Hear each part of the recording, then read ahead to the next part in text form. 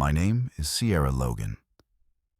I'm 31, a public high school English teacher in a small lakeside town where everyone knows everyone, and where it's easier than you'd think to feel invisible. My younger sister Tessa has always been the golden one. She's loud, magnetic, sharp in a way that dazzles rooms and drains oxygen from anyone else trying to breathe beside her. She just got promoted last spring to creative director at some shiny downtown firm. Our parents were over the moon. They threw her a party at the family's restaurant, the kind with gold balloons, live music, and champagne that costs more than my rent. And then they took her and her boyfriend Miles to Coral Strand, a luxury beachfront resort where I know they didn't skimp on anything. I watched the photos unfold over a week. Tessa in a white robe, ocean behind her captioned, "Proud parents," my mom in mirrored sunglasses, holding a drink with a flower in it, my dad grinning like he just got knighted. I liked the photos, left a simple, "Congrats" on one of them, even called Tessa before they left and said, "Well deserved." Then I went back to grading essays and scheduling my next parent-teacher night. 3 months later, I got promoted too. It wasn't flashy lead curriculum designer for our district's literacy program, but it mattered. It meant the first time I'd manage a team, shape a department, and have input that reached beyond my classroom. I told my parents over dinner at their restaurant. My dad gave a tight nod. My mom asked if I'd have to dress more businessy. Then the conversation slid right back to Tessa, her new houseplant collection, her upcoming podcast guest spot, the dog Miles and her had adopted. I didn't expect fireworks, but I thought maybe they'd bring out a slice of pie, say something like, "Let's toast to Sierra." Instead, the night ended with them heading off to the family cabin for the weekend, just the two of them. They posted a selfie from the deck the next morning.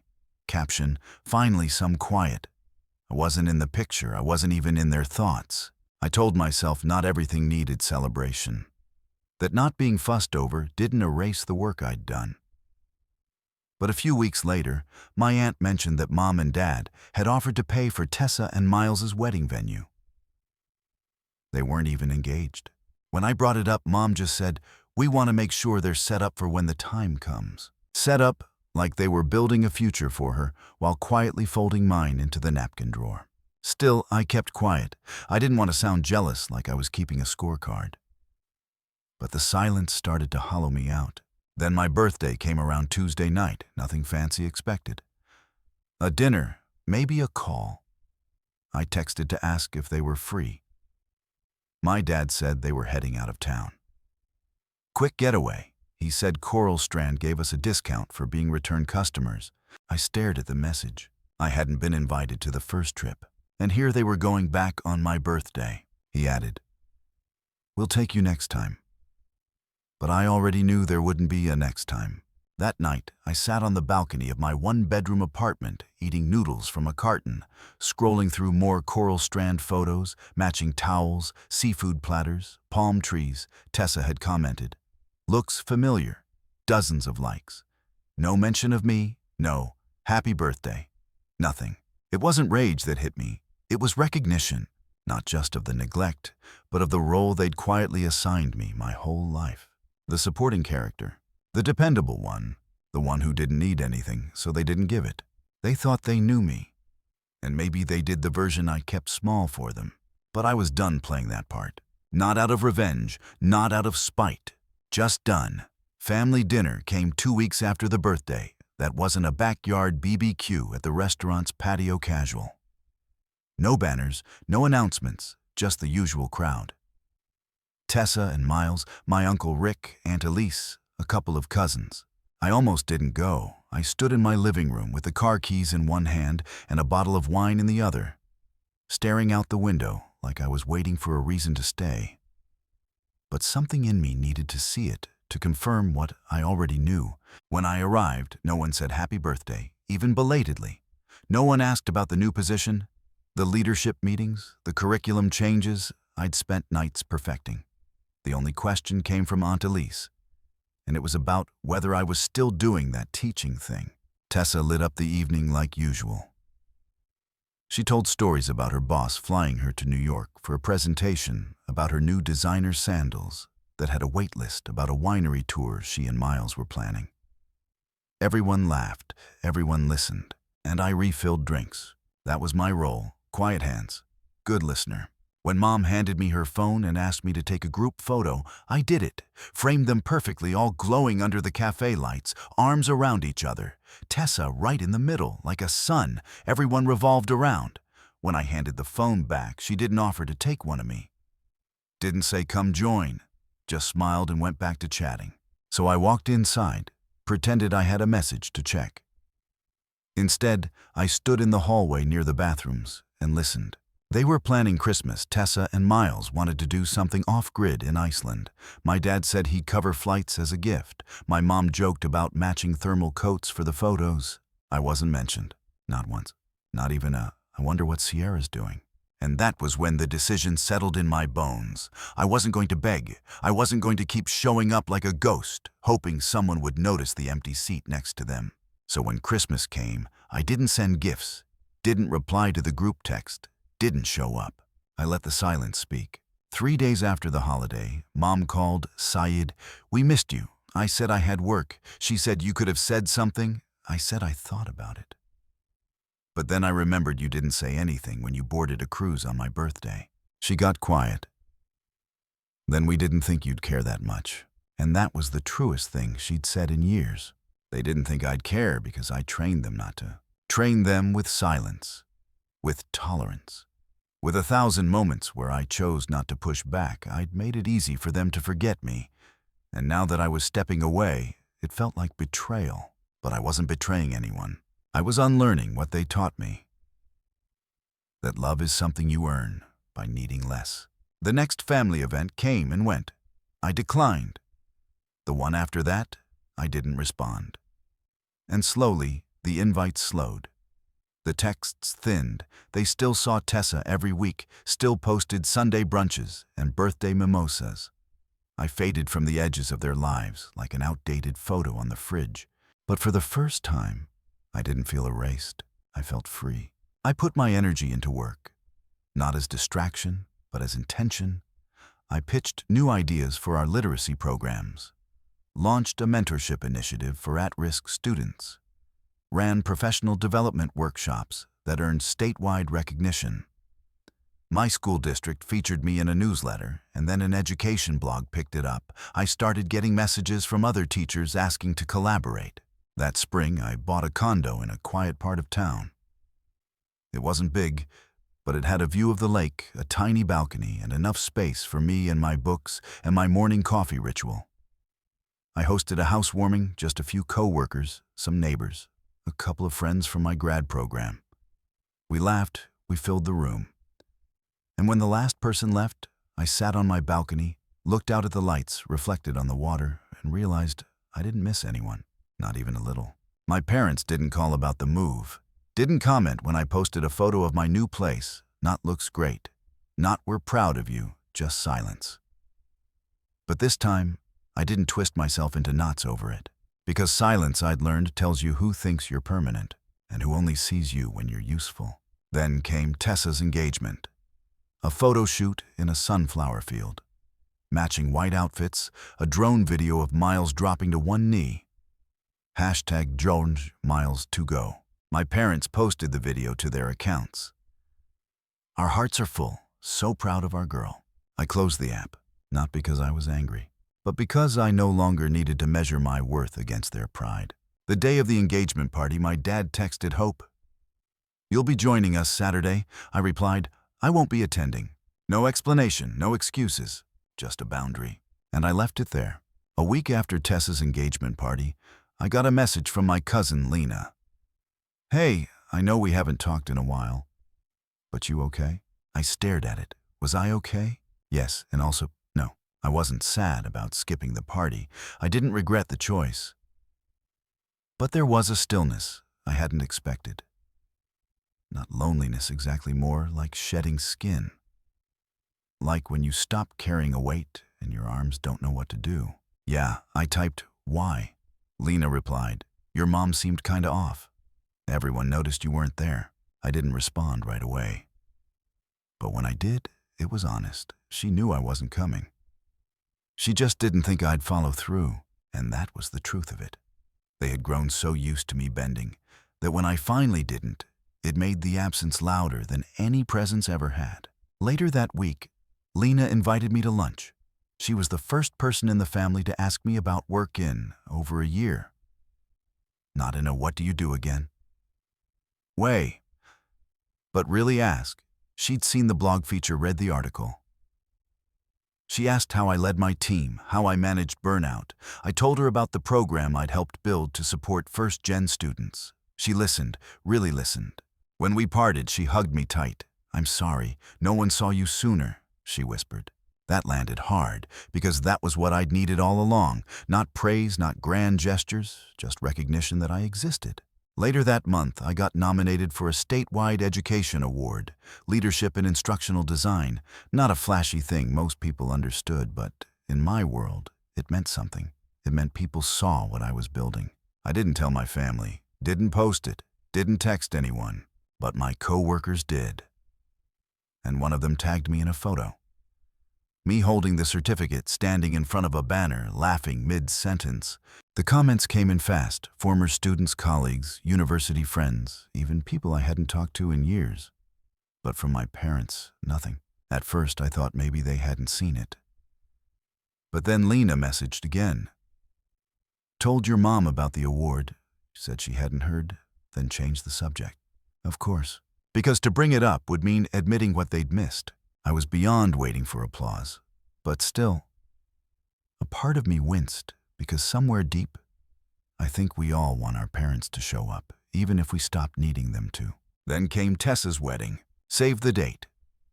Gold-embossed destination ceremony in Sonoma Vineyard. Backdrop weekend schedule included yoga wine tastings and a farewell brunch. I was invited. No personal call. Just my name on the envelope. I waited to see if my mom would mention it. She didn't, not until 3 weeks before the trip when she left a message. "Hope you booked your flight. You're staying at the main lodge with us." I never replied. 2 days later, my dad called. "You're still coming, right? Tessa would love to see you. She never said that." I replied. He paused. "Well, it'd mean a lot to your mother." There it was. The script family means showing up, even if they never show up for you. "I won't be there," I said. "Don't make this a statement, Sierra," he warned. "It's not a statement," I said. "It's just the truth." The line went quiet. Then he hung up. The wedding came and went. Photos poured into the group chat. Tessa in white lace champagne. Toasts, sparkler exit. I muted the thread. Didn't open it once. But apparently my absence wasn't quiet, because a week later Tessa texted me. "Not sure what I did to make you hate me, but I hope it was worth it." I stared at the message. Typed, deleted. Typed again. Then finally sent. It wasn't about hate. It was about finally realizing I wasn't in the picture to begin with. She didn't reply, but my inbox stayed empty for a while. After that, no birthday text from my mom that year, no Christmas call. It was like they'd put the silence on me this time. A punishment for not performing. The strange thing, I didn't feel punished. I felt clear, because when you stop chasing proximity to people who only love the version of you that asks for nothing, you make space for better things. That winter, I was asked to keynote a conference for women in education. I stood in front of 500 people and talked about equity, about leadership, about building systems that don't leave people behind. When I got home, I poured a glass of wine, curled up on the couch, and watched the sun set over the lake. No texts, no applause, just quiet. But this time, it wasn't empty. It was mine. A week later, I got a letter from Tessa, handwritten 5 paragraphs of something I didn't expect: honesty. She wrote about growing up with the spotlight, about being pushed to shine, about assuming I didn't need it, because I never asked for it. "I didn't know what it cost you to stay silent all those years," she wrote. "But I see it now, and I'm sorry." That was the first time I cried, not from pain, but from the relief of being seen. I didn't respond to Tessa's letter right away. Not because I didn't believe her, or because I didn't appreciate it. I just didn't know what to say. When someone finally admits they saw the thing you've been carrying in silence for years, there's no easy way to answer. So I waited. Instead of replying, I kept living. Work stayed steady. My team grew. I took a solo trip to the coast. Nothing fancy, just a weekend cabin with sea air and no notifications. I hiked trails without needing to prove I'd done it. I let quiet be enough. Then one afternoon, Lena called. "I think they're trying," she said. "Who?" "Your mom, Tessa, even your dad. They don't know how, but they're talking about you now. Not in that awkward way either. Like they're starting to realize what they missed." I didn't know how to feel about that. I had long since accepted that they might never get there, that I would build my life away from them, not in spite, just necessity. So hearing they were talking about me again felt strange, like someone dusting off a picture they forgot was in the frame. A few days later, I got another letter, this time from my mom, typed formal, like she couldn't bring herself to handwrite it, but needed to say something anyway. She didn't apologize at first. She told stories of when I was young, the time I insisted on reading to myself instead of being read to. The year I built my own costume from cardboard and glue because no one helped me pick one from the store. "You were always so independent," she wrote, "and we mistook that for not needing anything." The letter wasn't warm. Not entirely, but it was real. And at the end, she said something that stayed with me. "I know we can't go backward, but I hope one day we can meet you where you are." That was more than I expected. Not long after Lena invited me to a spring dinner, nothing fancy, just a backyard get-together she was hosting for a few cousins and old friends. She said Tessa would be there. And she asked gently, not with guilt but hope, "If you come," she said, "you don't have to talk about anything. Just be there. I think it would matter." I thought about it for days.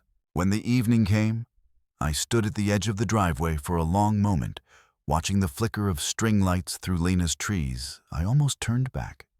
But then I heard laughter, genuine light, and I stepped forward. Tessa saw me first. She didn't run. She didn't freeze. She just smiled, walked over, and handed me a plate. "Made your favorite," she said. "Still remember how you hated mustard on anything." We talked like we used to before, all of it, about workbooks, the new teacher training I was leading, no big emotional scene, just presence, respect space. Later my mom approached. She didn't say much, just sat beside me as the fire crackled and the sky darkened into soft blue. She handed me a mug of tea, the kind she used to make after hard days. "I don't know how to fix everything," she said. "You don't have to," I replied, and we just sat there. That was it. No grand moment, just together. That night, driving home, I didn't feel healed, but I felt seen, not in the performative way, just quietly. Finally, like a door had opened that I didn't have to force anymore. Weeks passed. The family group chat changed, subtle shifts. My name showed up more. Tessa shared an article I wrote. My dad sent a blurry photo from an alumni newsletter where I'd been mentioned. One message from my mom simply said, "Proud of you." It took years. And still, I didn't let those messages dictate my worth. Because the truth is, I had already done the hardest part. I had stopped needing their permission to exist fully. And when I showed up again, it wasn't to seek validation. It was to sit in the space I made for myself. One night, after a long meeting at work, I came home and found a small package on my doorstep. No return address, just a note taped to the front. Inside was a photo. Me, age 10, holding a science fair ribbon beaming. Next to me, Tessa, off-center clapping. I remembered that day. I remembered how I thought no one had taken a picture. On the back of the photo, scrawled in my dad's handwriting, "Turns out we did, sorry. It took us this long to show you." I didn't cry. I just stood there a while, holding that moment in my hands. And when I finally set the photo down, I felt lighter. Not because they had finally come around, but because I had stopped shrinking while waiting for it. Months passed after the photo arrived, quietly, not with fanfare or sudden closeness, but with steady, deliberate change, like thaw after a long winter. Not dramatic, just soft and slow. I didn't jump back into everything. I didn't join every family event or reply instantly to every message. But I didn't stay silent either. I picked my moments. A birthday card for Tessa, a text to Lena asking about her dog, a short, honest reply to my dad's check-in, just letting him know I was okay. Rebuilding isn't loud. It's not always forgiving either. But I was doing it with boundaries, not walls. One day, I got an invitation. Lena was hosting a Roots and Roots dinner, something she'd started doing where each person brought a dish tied to their heritage or a journey they'd taken. It was part potluck, part storytelling. This time my name was on the invite. Not an afterthought, not a courtesy Cece-centered. I thought about bringing the lasagna I'd always made for work events, but something nudged me to try something else. I baked bread instead, the kind my grandmother used to make. The recipe was on a yellowed card tucked in my old notebook. When I arrived at Lena's, the table was full. But a chair had been saved for me with my name written in soft cursive on a little folded card. Not extravagant, not performative, just waiting for me. Tessa waved me over and patted the seat beside her. "I'm glad you came." "I am too," I said, and I meant it. Dinner wasn't about achievements. It wasn't about who had the biggest title or who had just returned from some luxury vacation. It was about presence, about voice, about sharing space. I told the story of the bread, of how I remembered watching Grandma knead the dough, how she never measured with cups, only with her eyes and instincts. How I started making it again last year, not because I needed it, but because I wanted to remember what it meant to create something with your hands, to shape something that feeds others. Everyone listened. When I finished, there was a pause, then Lena smiled. "You've always known how to build your own path, even if no one noticed." And that time I didn't feel the need to deflect or downplay. I just nodded and said, "Thank you." Later, when the plates were cleared and the music had turned low, my dad came over with a coffee mug and sat across from me. He didn't talk about work or weather or Callum's latest project.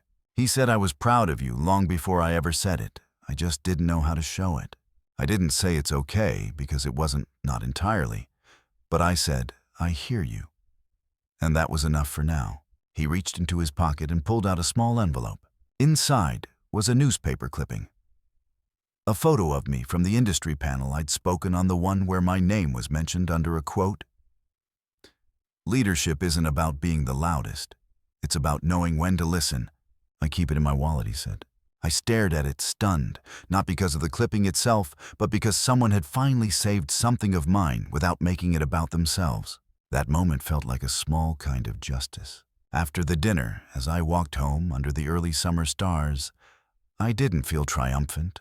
I didn't feel like I'd won a battle. I just felt whole. Not because my family finally showed up, but because I had stopped waiting for them to define what showing up meant. I'd made my own home, my own table, my own stories. And now, if they wanted to pull up a chair, they'd do it, knowing I didn't need it. One morning, months later, I got a message from a cousin I hadn't heard from in years. Simple, casual. "Hey, I heard what you said at Lena's dinner." It stayed with me. "I think I've been playing the role they gave me too long. Thanks for reminding me. We can write our own." That was it. No dramatic reunion, just another ripple. I printed it, tucked it behind the photo of me at the science fair.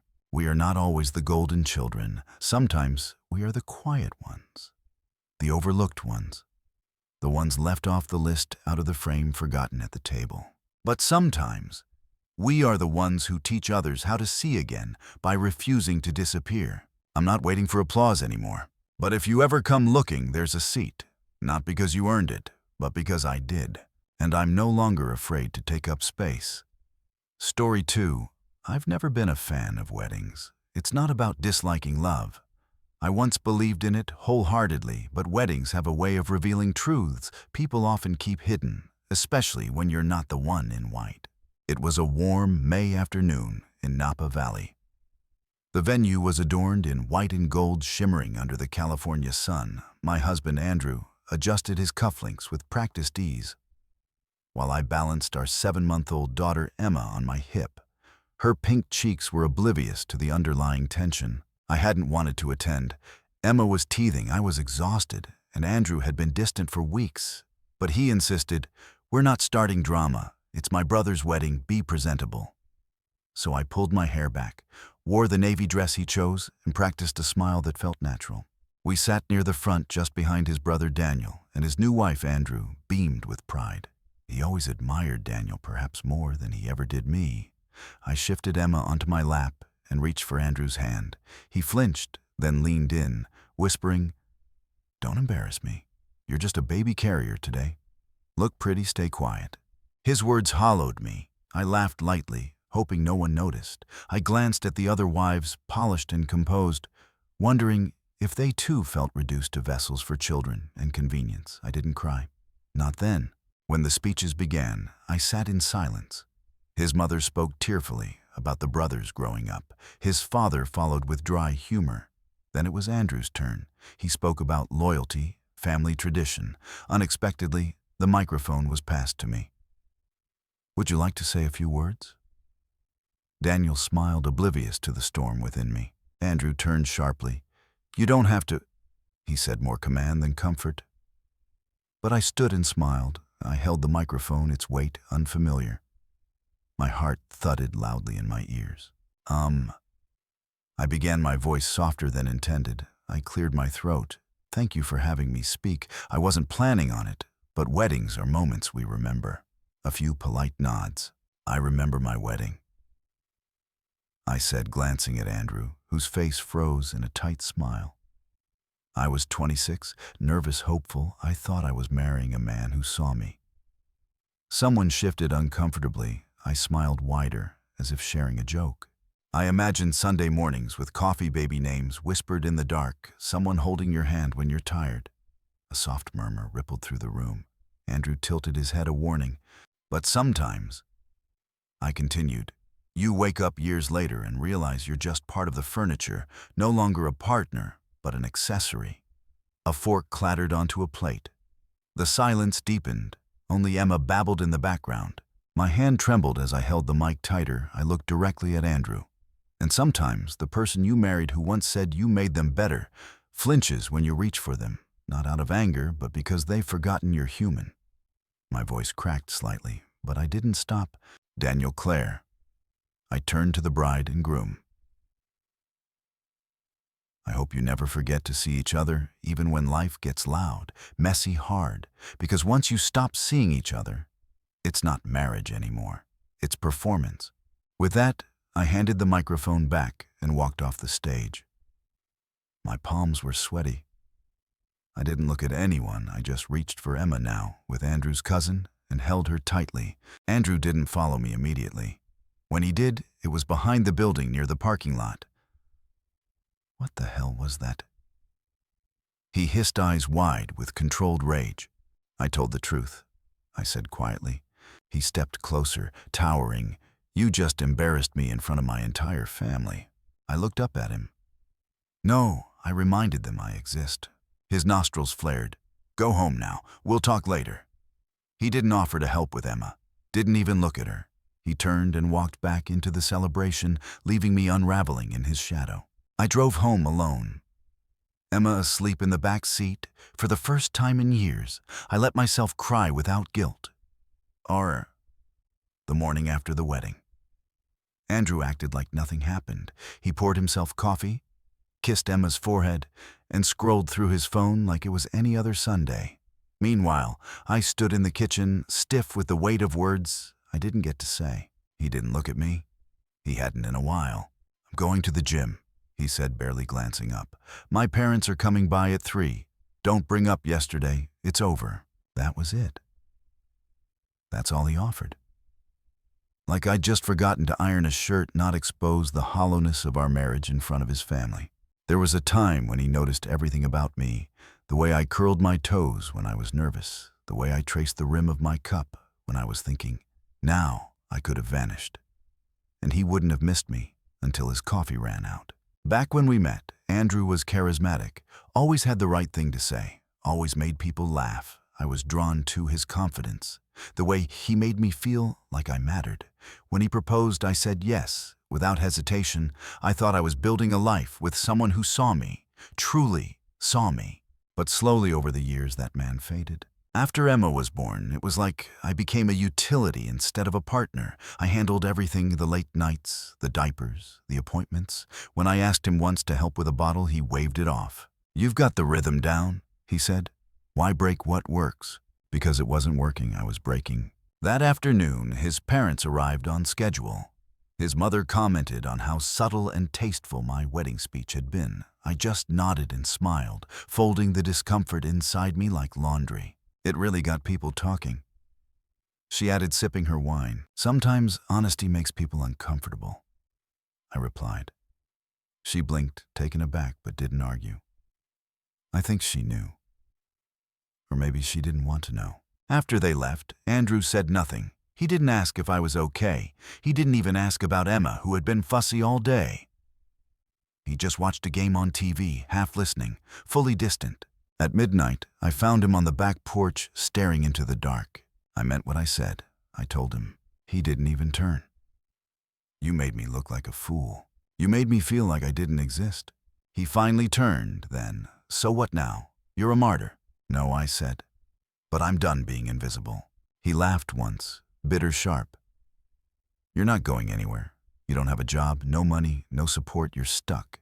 He said it like a fact, like gravity. That night, I lay in bed beside him, staring at the ceiling. Emma stirred in the monitor. I got up, held her, and whispered, "We'll be okay, I promise."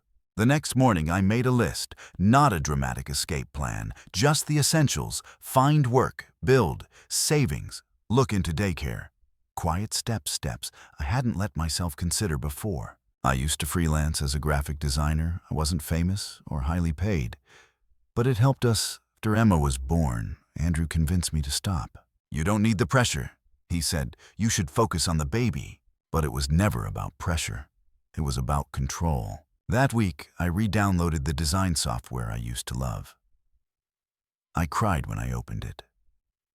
Not because I was sad, but because I felt like I'd opened a door that had been shut for too long. I worked late at night. After Emma went to sleep, I took small jobs, logos for Etsy shops, flyers for local nonprofits. I didn't make much, but I made something. Andrew didn't notice at first, or he pretended not to, until one day he saw a PayPal notification. "What's this?" he asked. "Payment from a client." "You're doing this now?" I never stopped knowing how to. He didn't reply. He just walked out of the room.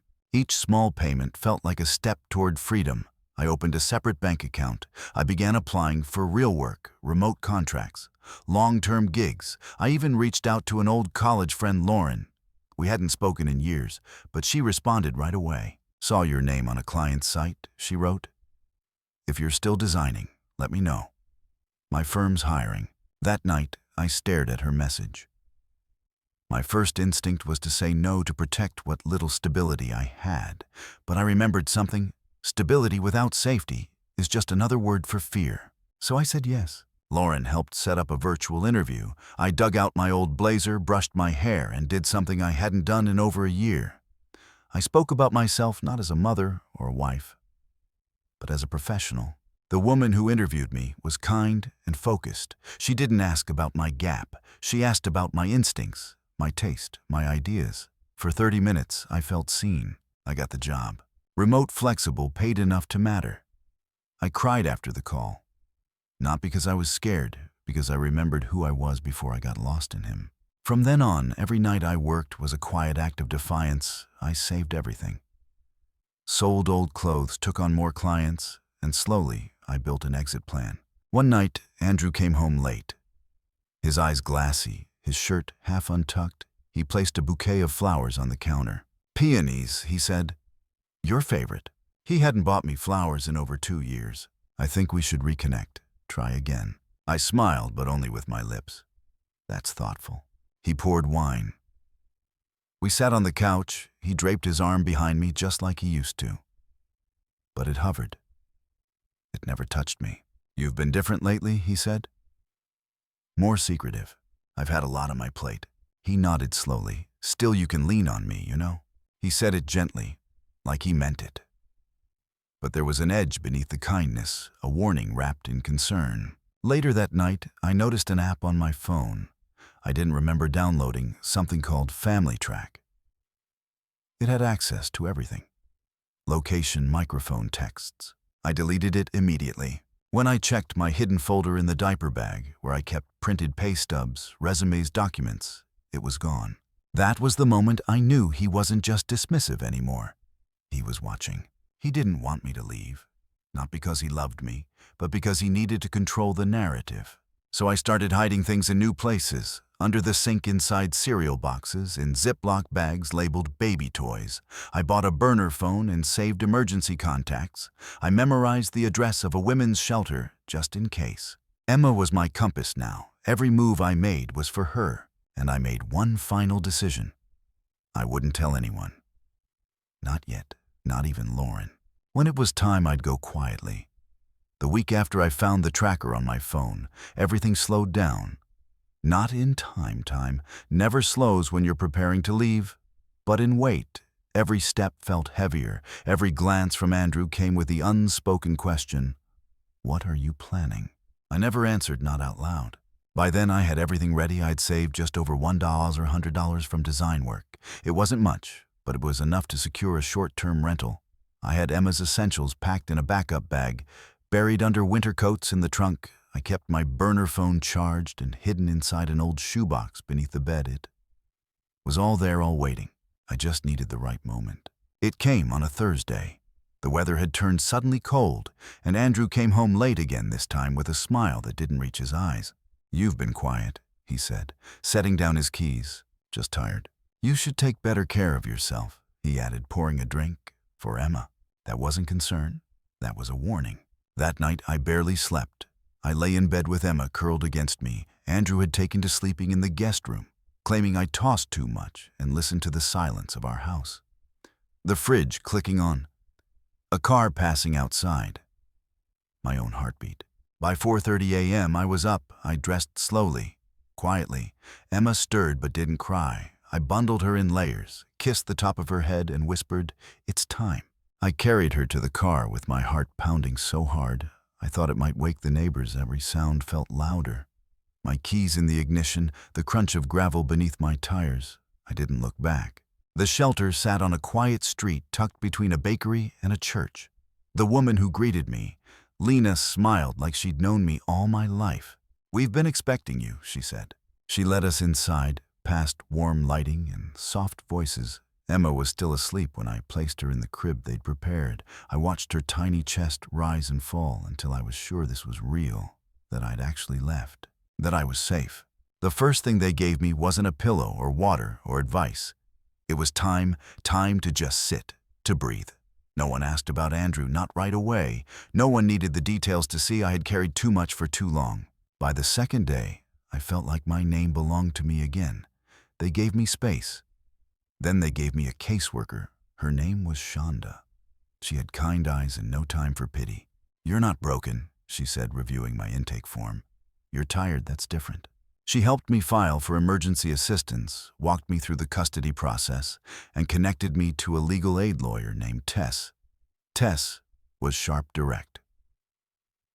She listened without blinking and said, "We've seen this before. He'll try to make you seem unstable. That's his pattern. Document everything."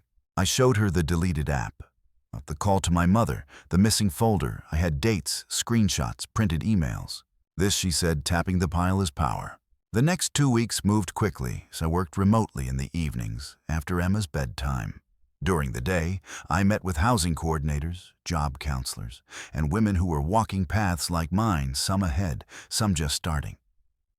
One morning, Lena brought me a cup of coffee and said, "We had a woman here once who used to be a lawyer, left with nothing but a baby and a diaper bag. Now she runs her own firm, just saying." I smiled, not because I thought I'd run a firm, but because I'd stopped thinking I couldn't. Meanwhile, Andrew was doing exactly what we expected. He called my family, told them I was struggling, that I'd taken Emma without warning, that I was making impulsive choices. He didn't know I'd left a letter with Tess, one for my parents, one for his just enough truth to unravel his version before it took root. He filed for emergency custody. He claimed I was unstable, unfit. A risk. Tess handed me the papers with a calm so steady it became my own. "Let him file," she said. "We'll answer with facts." At our first court date, I sat across from Andrew in a courthouse cafeteria. He didn't look like the man I'd married. He looked like a man trying to remember how to hold power with a hand that kept slipping. "You've made a mistake," he said quietly. "This is all unnecessary." "No," I replied. "This is overdue." He leaned in. "I'll fight for Emma." "You should," I said, "because I will too." He didn't expect that. He expected fear. What he got was certainty. Back at the shelter, I held Emma and watched the rain streak down the window. I wasn't sure how long we'd be there. A few weeks, maybe a month. But I didn't care. We had safety. We had peace. Then something unexpected happened. Thomas Andrews' brother called. I ignored it. Then he texted. "I heard what's going on. I don't want to get involved in the legal stuff, but I wanted you to know what you said at the wedding. You were right. I see it now." I stared at the message. I didn't respond, but it stayed with me. A few days later, Tess asked if I'd be willing to speak at a fundraising dinner the shelter was hosting. Just a few words. I hesitated. Then I said yes. I stood on a small stage holding the microphone with both hands. I used to think strength meant staying quiet, enduring, keeping peace at any cost. But it doesn't. Strength is choosing yourself, even when the world tells you not to. Strength is walking out, even if your hands are shaking. Strength, I looked down at Emma asleep in her stroller, is making sure your child never has to watch you disappear. The room was quiet. Not the kind of quiet that asks for applause. The kind that says, "We understand." I stepped down. I sat in the back. I didn't need recognition. I already had something better. Myself. A week later, I signed the lease on a small one-bedroom. Nothing fancy, just space, walls I picked. A key that was mine. I painted one wall. Our pale green. I hung a photo of me and Emma on the fridge. That first night, I held her as she slept and whispered, "We're home." Story 3. My name is Maya Thompson, growing up in a modest neighborhood in Des Moines. I was always the reserved child in the family. My father, Robert, owned a small auto repair shop, and my mother, Linda, worked part-time at the local library. My younger brother, Jake, was the charismatic one, always the center of attention. From an early age, I realized that in our household, affection was earned, not freely given. Jake's antics were often met with laughter and praise, while my achievements were acknowledged with a nod. At best, I immersed myself in books, finding solace in stories and knowledge. During my senior year of high school, I was thrilled to receive an acceptance letter from a prestigious business program. At dinner, I mustered the courage to ask my parents if they could assist with tuition. After a prolonged silence, my father said, "Maya, we're proud of you, but we just can't afford it. Maybe you could work for a year or two and save up." I nodded, trying to hide my disappointment. 2 months later, Jake turned 18 and totaled his car in a street race. Shortly after, a brand new red convertible appeared in our driveway. At dinner, my father proudly stated, "A man needs a car that matches his ambition." I sat in silence, realizing that my aspirations were considered less important. Determined to pursue my education, I took out loans, worked late nights at a diner, and later at the university's admissions office. I juggled multiple responsibilities, often surviving on minimal sleep, but I excelled academically. I rarely visited home, and when I did, conversations revolved around Jake's latest endeavors. An internship with a mid-sized consulting firm in Chicago became a turning point. For the first time, my ideas were valued, and I was offered a job upon graduation. Back home, Jake's ventures continued to falter, yet he remained the focal point of my parents' attention. After graduation, I accepted the job in Chicago and rented a modest studio apartment. I dedicated myself to my work, often staying late to learn and contribute. My efforts were recognized, and I was assigned to projects others had declined. One such project involved revitalizing a struggling local business. Through dedication and strategic planning, we turned it around. Meanwhile, Jake's ventures continued to fail, and my father continued to support him financially. During one holiday visit, I overheard a conversation between my father and Jake, mocking women in business. I decided then that I would no longer seek validation from them. I focused on building my career. Eventually being promoted to senior consultant, I noticed a gap in support for women-owned startups and began offering free advice and resources. This initiative grew, and I envisioned a consultancy dedicated to empowering female entrepreneurs. Back home, Jake's marriage ended, and his financial situation worsened. My mother reached out, suggesting I contact him, but I was engrossed in finalizing my business plan. I received a voicemail from my father proposing a conversation. I didn't respond immediately, as I was preparing to launch my company. On a stormy Tuesday, we launched our consultancy with a small team focusing on supporting female entrepreneurs. Within months, we gained traction, and a national magazine featured our work, highlighting me as the quiet strategist. I sent a copy to my parents without a note. A week later, my father left another voicemail expressing pride and requesting assistance with his failing auto shop. I called back, asking if he was seeking a favor or a job. He replied, "A job." I instructed him to send his resume, emphasizing that our company didn't have titles like dad or owner's son. When my father, Robert, walked into my office for his first day, he looked like he was dressed for court. Charcoal gray suit, black tie, polished shoes. Too formal for our office, where most wore cardigans and sneakers. He nodded when he saw me, a quiet, almost deferential gesture, like he was unsure what role to play now that I wasn't the child in the room. I walked him to a desk near the back of the main floor between two junior analysts. "Lauren will get you up to speed," I said. "You're working on a regional logistics restructure, should be familiar ground."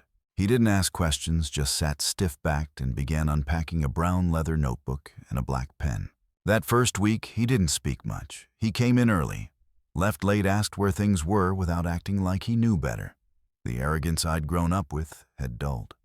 He wasn't trying to win anyone over, he was just trying to stay out of the way. I watched from my glass office, watched him hesitating by the lunch fridge, unsure if he belonged in the break room chatter. Lauren pulled him in anyway, offering him a piece of banana bread from her Tupperware. He said thank you, voice low, polite, humbled. Meanwhile, I focused on the expansion. Client growth was steady, and we just secured our first round of partnership funding. It was the kind of growth I once only dreamed of, and now it was mine to shape. I didn't forget who I was building it for every woman who had ever been spoken over, underestimated, or ignored. Then 2 weeks in, Daniel showed up. No warning, no email, just sauntered into our office on a Wednesday afternoon like it was a casual family visit. My receptionist buzzed. "There's a Daniel Thompson here, says he's your brother." I stepped out. He was leaning against the reception desk, sunglasses still on, trying to charm the receptionist. Same smirk I'd seen 1,000 times. "Hey sis," he said, "heard Dad's working here now. Thought I'd see if there was a seat for me too." I didn't smile. "And what exactly are you offering?" He laughed like I was joking. "Networking, client relations, you know. I'm good with people. You could use someone like me on the front end." I stared at him for a long moment. "Submit a resume. If there's a fit, our hiring manager will reach out." The smirk faltered. Seriously? Seriously. He left without shaking my hand. Later that night, Dad lingered by the elevator. "That really necessary?" he asked. "He's struggling." "So was I said. But no one handed me anything. He didn't argue, just nodded. That silence, it wasn't surrender. It was understanding. A week later, HR forwarded me Daniel's resume. Barely a page long, exaggerated and vague. He had listed entrepreneurial leadership under skills and inflated his role in every failed venture. I wrote a short note and passed it to our hiring manager. Treat as external applicant. No special handling. It was declined 2 days later. But Daniel wasn't done. He started showing up to our public networking events. I caught wind of him, name-dropping me, claiming to be consulting behind the scenes. One of our junior consultants said he told her we were forming a new division together. When I confronted him at a Saturday Founders panel, he smiled like we were in on some joke. "Relax, Maya, just making connections, helping the brand." "This isn't your brand," I said, "and you're not helping." "Wow," he smirked. "Power looks good on you. Didn't think you had it in you." That was the thing, had always had it in me. What I didn't have was the permission. And now I didn't need it. But seeing him try to ride my name, that wasn't just irritating, it was dangerous. Because even now, people like Daniel often get believed first. They walk into rooms and are trusted without receipts. So I started being louder with mine. I published a piece in an industry journal on women-led firms reclaiming narrative control. I cited examples of misrepresented partnerships, of people claiming credit they never earned. It resonated. I got messages from founders across the country. They knew the Daniels of the world, too. Dad didn't say anything, but I noticed he started walking a little straighter around the office after that. He spoke up more in meetings. He started mentoring one of our interns, a young guy named Jalen, who reminded me of myself at 20. Focused, quiet, obsessed with doing it right. One afternoon, I found my father staring at our company values poster, bold letters across the wall. Integrity, accountability, vision. He turned when he saw me. "You built this?" "I did." He nodded. "I didn't make it easy for you." "No. But I didn't need it to be easy. I just needed it to be possible." The past wasn't erased, but it didn't control me anymore. Then came the pitch incident. A critical client, major tech startup, was in final talks with us after months of negotiation. This pitch was the last hurdle. Everything was set. Decks rehearsed, teams aligned. I walked into the glass conference room and saw Daniel outside, talking to the client's assistant, gesturing into the room. When I stepped out to hear he was saying, "Been advising the team since early stages. Maya's got the follow-through." But I helped shape the idea. I pulled him aside. "You just lied in front of a client. It's not that serious. It's sabotage. Don't ever show up like this again. You didn't build this, and you don't get to take from it." He blinked like he couldn't believe I'd say it out loud. "I'm your brother. You were also the one they cheered while I starved." "You think I forgot?" He left without another word. The client signed the next day. And I never saw Daniel again. That night, my father knocked on my office door. He'd never done that before. "May I?" he asked. "Sure." He sat quietly, then slid something across my desk. It was a yellowed piece of paper. My college acceptance letter, folded and worn. "I kept this," he said. "Every day I didn't help you. I kept it, told myself I'd do better next time. But I didn't. I didn't speak. I didn't need to. I'm proud of you," he said. "Not just for the company, for never becoming what I was." It wasn't a grand apology, but it was honest. And for once, it wasn't too late. The day I stood behind the podium as a keynote speaker at a national summit for women in business, I took a moment to breathe. Not because I was nervous. I wasn't. I was present. I looked out across the room, faces full of fire and ambition. None of them knew about the girl who once cried in silence in a campus diner bathroom after getting an email from her mother that didn't even ask how she was doing. None of them had to. What they saw was a CEO who had built something without a single shortcut. I didn't open my speech with data or vision statements. I talked about silence. I told them how silence had once been my mask. How I thought being quiet made me strong. But silence also shelters injustice. I told them what I had learned. It's not enough to survive. You have to take up space, especially when the room was never designed for you. I ended my talk with this. We are not here to fit into legacy. We're here to root down and create new ones. They stood. They clapped. But it wasn't the applause that mattered. It was the stillness between claps, the feeling that something had landed deeply. When I stepped off the stage, I saw him, my father, standing in the back next to the exit. No fanfare. He didn't wave. He didn't rush up. He just stood there and nodded. I nodded back. A month later, we opened our second office, this one in Detroit. I gave my father the option to transfer. Start fresh. I said, different team, clean slate. To my surprise, he said, yes, I want to see something grow from the ground up, he told me. Without ghosts in the walls. He left with a small box of belongings and a framed photo of our Chicago team. I walked him to the elevator. We didn't hug, we never really did. But as the doors closed, he said, I'll send updates. He did. Detroit became his quiet redemption. He trained interns, showed up early, stayed out of the spotlight. He wasn't trying to reclaim anything. He was just working. I respected that. Daniel, though, he disappeared. After the pitch room confrontation, there were no more unexpected visits. No networking stunts, no late-night emails pretending we were still close. A few months passed, And then a manila envelope arrived at our office with my name on it. Inside was a short, handwritten letter and a copy of the resume I'd once rejected. The letter was raw, scrawled in uneven handwriting. He didn't ask for a job. He didn't ask for money. He didn't even ask for forgiveness. He just wrote. I thought being the favorite meant I was winning. I didn't realize it made me dependent. You did it without help. I don't know how. But I know I was wrong. I'm leaving town.